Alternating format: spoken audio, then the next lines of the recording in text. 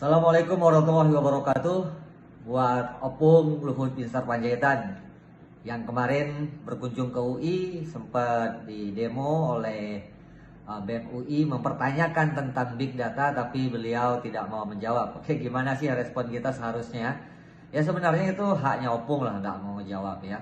Dan kita juga sebenarnya nggak usah terlalu kepo atau nggak terlalu mikirin sebenarnya tentang big data tersebut. Oke, logika berpikirnya gimana? Kalau ada sekelompok orang yang ingin mewacanakan jabatan presiden nambah setahun, 2 tahun, 3 tahun, ya terserah aja. Terserah. Yang penting secara pasti konstitusi kita mengatakan jabatan presiden hanya 2 periode. Ya itu yang benar. Nah kalau ada orang yang mewacanakan ingin nambah seperti Opung ingin supaya jabatan presiden, ya kalau secara pribadi beliau ingin nambah 2 atau 3, itu terserah. Dan silakan bikin aja, bikin seandainya Opung bisa, bikin aja. Kita melihat kira-kira seperti itu. Dan kita juga merespon secara wajar ya.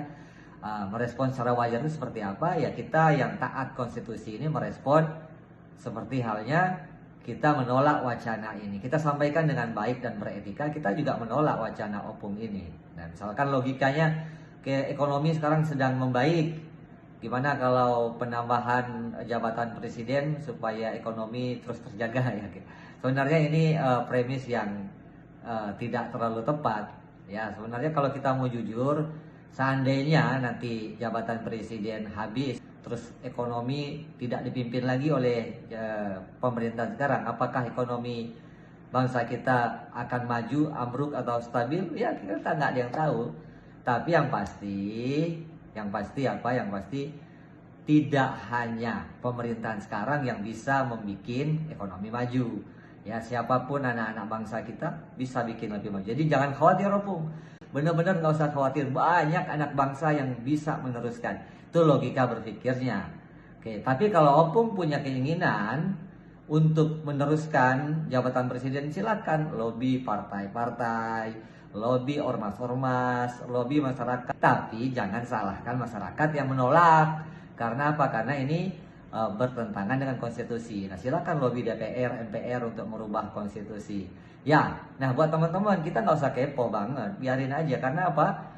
Karena orang yang punya keinginan itu selalu saja berat untuk mewujudkan keinginannya. Ya misalkan ada yang teman-teman yang masih pingin bayar hutang, belum punya uang, kan berat ingin membayar hutangnya.